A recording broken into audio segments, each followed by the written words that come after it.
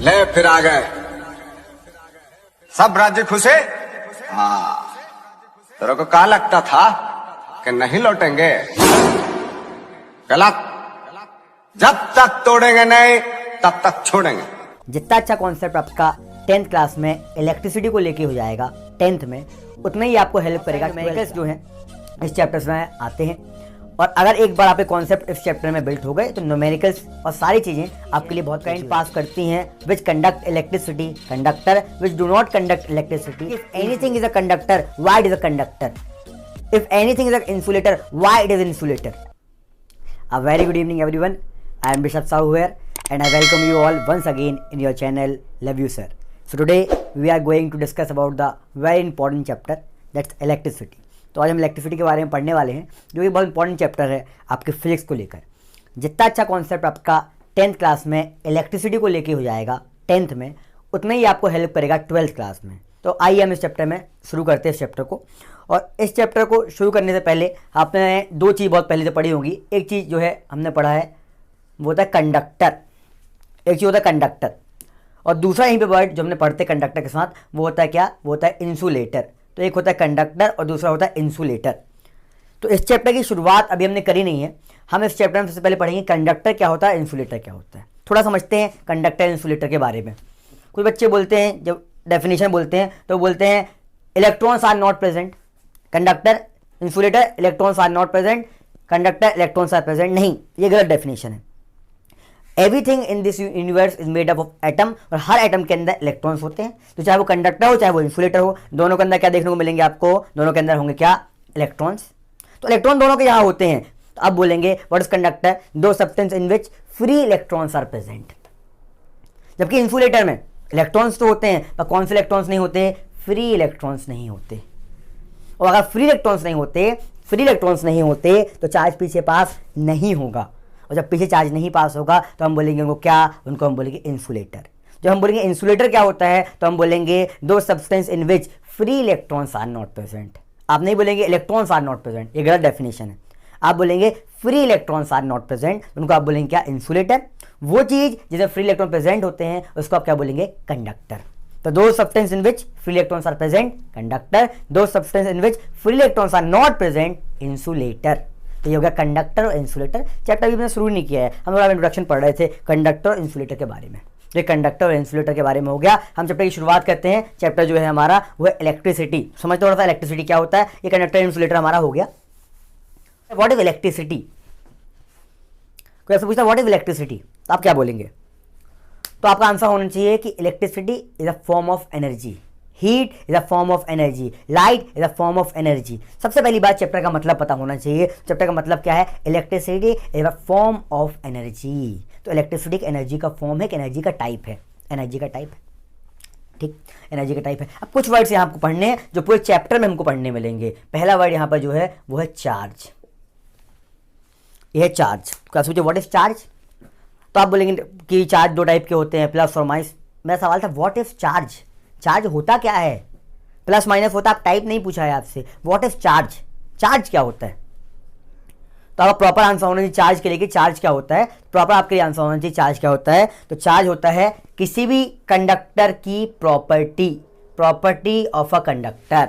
What is charge? Property of a conductor, जो property positive भी हो सकती है और जो प्रॉपर्टी पॉजिटिव भी हो सकती है और जो प्रॉपर्टी नेगेटिव भी हो सकती है। तो charge is a property of a conductor which can be positive और नेगेटिव। तो चार्ज जो है कंडक्टर की प्रॉपर्टी है जो पॉजिटिव और नेगेटिव दोनों हो सकता है।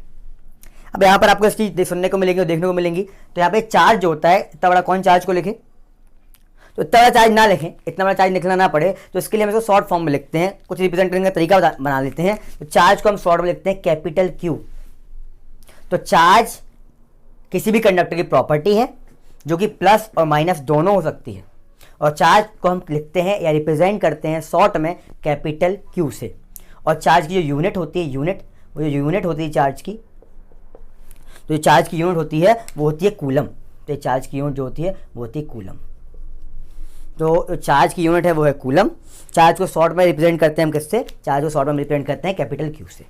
तो चार्ज के बारे में हमने पढ़ा, charge property of conductor, charge को शॉर्ट में लिखते हैं कैपिटल क्यू, और चार्ज की यूनिट क्या होती है, चार्ज की यूनिट होती है कूलम। इस कूलम को शॉर्ट में छोटा करके अगर लिखना है तो आप सी भी लिख सकते हो, कूलम सी। यहाँ पे अगला वर्ड जो होता है वो होता है करेंट। ये करेंट, अगला वर्ड जो होता है वो होता है करेंट। करेंट और इलेक्ट्रिसिटी अलग अलग चीज़ें हैं क्या? हाँ, अलग अलग चीज़ें हैं।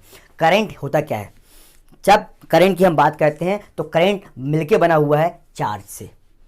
चार्ज अगर रुका हुआ है तो करंट की बात नहीं होगा। चार्ज अगर चल रहा है तो हम बात करेंगे किसी करंट की, तो हम बोलेंगे फ्लो ऑफ चार्ज। चार्ज का फ्लो करना टाइम के साथ, flow of charge with respect to time. Flow of charge with respect to time is called current. तो what is current? Flow of charge with respect to time. अब flow of charge, और charge को हम short में लिखते हैं Q, और time को शॉर्ट में लिखते हैं टी, और इस करंट को हम शॉर्ट में लिखते हैं कैपिटल आई। तो करंट को कैपिटल आई, चार्ज को कैपिटल क्यू, तो हम लिख सकते हैं I equals to Q upon T. Formula होगा करंट के लिए, तो ये बहुत इंपॉर्टेंट फॉर्मूला है। तो करंट के लिए बहुत इंपॉर्टेंट फॉर्मूला है। करंट के लिए क्या फॉर्मूला है? I equals to Q upon T. I equals to Q upon T, where Q is charge and T is time. So I equals to Q upon T. ये जो Q होता है इसकी यूनिट क्या होती है? इसकी यूनिट होती है कूलम। और टाइम की ऐसा यूनिट क्या होती है? टाइम की ऐसा यूनिट होती है सेकेंड। तो करंट की ऐसा यूनिट क्या हो गई? Coulomb per second. तो व्हाट इज ऐसा यूनिट ऑफ करंट? ऐसा unit of current is coulomb per second. इस कूलम पर सेकेंड को शॉर्ट में इतना बड़ा ना बोल के, किसी ने पूछा कितना करंट फ्लो कर रहा है तो आप बोलेंगे 5 coulomb per second, 10 coulomb per second. इतना बड़ा ना बोल के इसको शॉर्ट में अगर हम बोले तो कूलम पर सेकेंड को हम शॉर्ट में इसको हम बोलते हैं क्या? इसको हम शॉर्ट में बोलते हैं एम्पियर। बहुत सारी चीज़ें पढ़ ली, कंफ्यूज नहीं होना है। पहली चीज, चार्ज कैपिटल क्यू से रिप्रेजेंट किया जाता है और इसकी यूनिट होती है कूलम। दूसरी चीज, करंट कैपिटल आई से रिप्रेजेंट किया जाता है और इसकी एसआई यूनिट जो शॉर्ट की होती है वो होती है एम्पियर। उसका जो फॉर्मूला होता है current equals to charge upon time. तो current equals to charge upon time, ये इसका फॉर्मूला है, और इसकी यूनिट जो है वो है एम्पियर। ये थोड़ा सा टॉपिक था, इंट्रोडक्शन था, वो इंट्रोडक्शन वाला पार्ट लगभग हमने खत्म कर लिया है। थोड़ी भी चीज़ें तुमने पढ़ी है, conductor, insulator, charge, property of a conductor, capital Q, और यूनिट इसकी coulomb, current I equals to Q upon T, और इसकी ऐसा यूनिट क्या होती है? एम्पियर। तो इसकी ऐसा यूनिट होती है एम्पियर। छोटी छोटी चीज़ पढ़ी हमने इस चैप्टर में, तो ये छोटी छोटी चीज़ हमने पढ़ी है। अब ऐसे क्वेश्चन कैसे बनते हैं? क्वेश्चन बनते हैं कि फाइंड, क्वेश्चन आता है फाइंड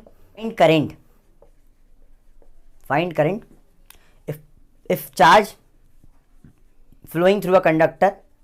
चार्ज कितना दिया है? चार्ज दिया है 10 कूलम इन 5 सेकेंड। तो बड़ा सिंपल सा क्वेश्चन है, हम लगाएंगे we know that current equals to Q upon T. Current equals to Q की वैल्यू है 10 और टी की वैल्यू है 5 सेकेंड। आंसर आएगा, और आंसर आएगा 2 एम्पियर। तो ये हो गया 2 एम्पियर करंट, 2 एम्पियर करंट आ गया। तो हाँ, अगर आपको समझ में आया है तो आपसे न्यूमेरिकल भी करते बन लगे हैं। तो ये लगभग हमारा इंट्रोडक्शन वाला जो पार्ट है करंट को लेके, या इलेक्ट्रिसिटी का इंट्रोडक्शन जो पार्ट है वो लगभग खत्म होने को आ गया है। हमने से 3 चीज़ पढ़ी यहाँ पर। पहला चार्ज, दूसरा करंट, और फॉर्मूला यूज़ करके कैसे हम किसी भी न्यूमेरिकल को सॉल्व कर सकते हैं। लगभग ये हमारा इंट्रोडक्शन वाला पार्ट खत्म हो गया है। हम मिलते हैं सेकंड वाले पार्ट पर, जिस वाले हम पार्ट पे बहुत इंपॉर्टेंट चीज़ शुरू करेंगे जो है पोटेंशियल डिफरेंस। तो पोटेंशियल डिफरेंस हम सेकंड वाले पार्ट पे शुरू करेंगे। तब तक के लिए thank you, good bye, take care.